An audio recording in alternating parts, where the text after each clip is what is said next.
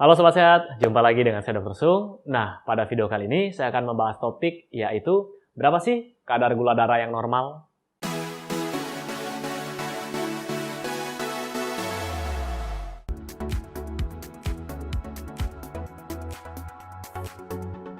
Nah, Sobat Sehat, sebelum saya membahas video ini lebih lanjut, saya mau menginformasikan kepada Anda semua, para subscriber dan para viewer dari SB30 Health. Ini untuk pertama kalinya, tim SB30 Health akan membuat grup WhatsApp. Jadi, nanti setiap hari kami akan memberikan tips-tips untuk kesehatan. Nah, kami usahakan setiap hari ya. Kalau tidak bisa keluar setiap hari, tolong jangan dikomplain. Oke? Nah, tips-tips kesehatan ini akan kami berikan gratis dan untuk satu grup WhatsApp hanya untuk 250-an orang. Ya, memang terbatas seperti itu. Jadi buat Anda yang benar-benar butuh, silakan klik linknya di bawah ini atau di atas ini. Ya, Anda cari. Nah, silakan daftar di sana dan bergabung bersama kami di grup WhatsApp. Oke, mungkin itu saja informasi yang bisa berikan di awal video ini. Kita lanjut. Ya, jadi Sobat Sehat, kadar gula darah kita yang normal itu dapat menunjang kinerja tubuh kita dan menjaga agar tubuh kita tetap sehat. Nah, jadi sebelum saya bahas berapa sih kadar gula darah yang normal, saya ingin Anda memahami dulu proses perjalanan glukosa tadi, gula darah tadi.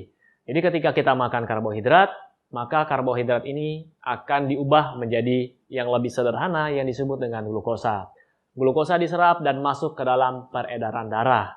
Nah, pada saat itulah terjadi pelonjakan atau peningkatan kadar gula darah. Jadi tentu saja ketika Anda sedang berpuasa, hasilnya akan berbeda ketika diukur gula darahnya dibandingkan ketika Anda baru habis makan ataupun sebelum tidur, ya. Jadi ini semua disebabkan karena metabolisme dari karbohidrat tadi. Jadi karbohidrat yang sudah dipecah menjadi glukosa, kemudian glukosa masuk peredaran darah, gula darah Anda meningkat. Nah, di dalam tubuh kita ada namanya sel beta pankreas, ini akan menghasilkan atau memproduksi yang namanya hormon insulin. Nah, hormon insulin inilah yang akan membawa gula darah tadi atau glukosa tadi ke dalam sel. Jadi sel ini tidak bisa terbuka pintunya kalau tidak ada insulin. Jadi pada mereka yang sudah mengalami diabetes atau kita sebut dengan kencing manis, itu terjadi kerusakan pada sel beta pankreasnya. Atau sel beta pankreasnya masih bagus, insulin yang dihasilkan tidak cocok dengan reseptor pada sel. Ya, akhirnya pintu sel tidak bisa terbuka dan gula darah ini tetap berada di dalam darah. Glukosa ini tetap berada di dalam darah. Inilah yang menyebabkan gula darahnya tidak kunjung turun. Akhirnya harus mengkonsumsi obat atau disuntik insulin dari luar. Nah, jadi ketika glukosa tadi yang berada di dalam darah itu masuk ke dalam sel, otomatis kadar glukosa atau kadar gula darah akan kembali turun. Nah, setelah masuk ke dalam sel, gula atau glukosa tadi digunakan sebagai sumber energi. Ya. Lalu kelebihannya akan disimpan di dalam hati.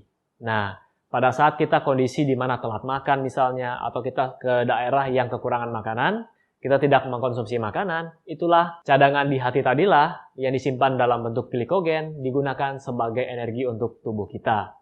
Tapi kalau kita menyimpan cadangan ini setiap hari dan jumlahnya berlebihan, ini akan menumpuk menjadi lemak dan juga dapat menjadi sumber penyakit. Oke, itu tadi adalah penjelasan bagaimana metabolisme karbohidrat menjadi glukosa, kemudian kadar gula kita naik, kemudian masuk ke dalam sel, dan kadar gula kembali turun. Nah, lalu berapa kadar gula yang normal? Nah, jadi di sini saya sudah buat catatan. Jadi kadar gula darah yang normal menurut WHO, nah ini ketika puasa itu 4-7 milimol per liter atau 72 sampai 126 mg per desiliter, ya. Lalu ketika malam hari, ketika mau tidur itu kurang lebih sekitar 8 milimol per liter atau 144 mg per desiliter. Lalu gula darah sewaktu, ya. Jadi normalnya 2 jam setelah makan berkisar antara 80 sampai 180 mg per desiliter. Nah, idealnya adalah 80 sampai 144 mg per desiliter. Kemudian kalau 145 sampai 179 mg per desiliter itu dikategorikan sebagai ya cukup lah. Kemudian kalau sudah 180 sampai 199 masih dalam kategori aman, tapi perlu diwaspadai. Nah, kalau sudah di atas 200, itu Anda harus kontrol lagi ke dokter Anda.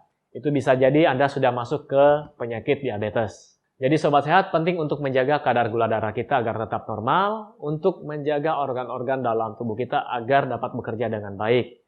Nah, semoga informasi singkat ini bisa Anda mengerti, dan kalau Anda masih belum menghafal berapa kadar gula darah tadi, Anda bisa cek video ini kembali. Oke, sekian informasi yang dapat saya berikan, dan seperti biasa, buat Anda yang sekarang sedang mencari produk-produk yang mendukung gaya hidup sehat, silakan kunjungi boxsehat.com.